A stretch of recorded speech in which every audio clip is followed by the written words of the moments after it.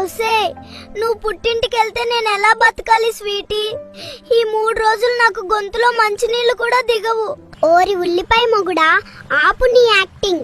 నేను గేట్ దాటగానే ఫ్రెండ్స్ ని పిలిచి బిర్యానీ లాగిస్తావని నాకు తెలుసు. ఏంటే, ఎలా ఆ మాట అంటున్నావు? నువ్వు లేకుంటే అన్నం కూడా మింగలేను స్వీటీ.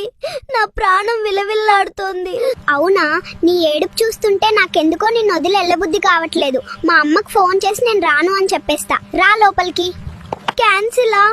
వద్దు వద్దు స్వీటీ, అత్తమ్మ ఫీల్ అవుతుంది కదా. నా కోసం వాళ్ళ ఆనందాన్ని చెడగొట్టకు. నేను ఎలాగోలా గుండెరాయి చేసుకుని ఈ వారం బతికేస్తాలే. ఆటోడు వెయిట్ చేస్తున్నాడు, త్వరగా వెళ్ళు.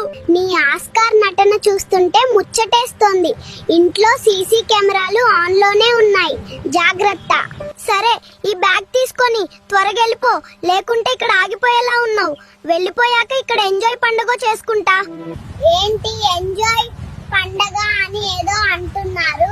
అది కాదు స్వీటీ, నువ్వు వెళ్తే ఇంట్లో ఎంజాయ్ పండుగ ఉండదన్నా. అంతే, బై, ఎల్లు.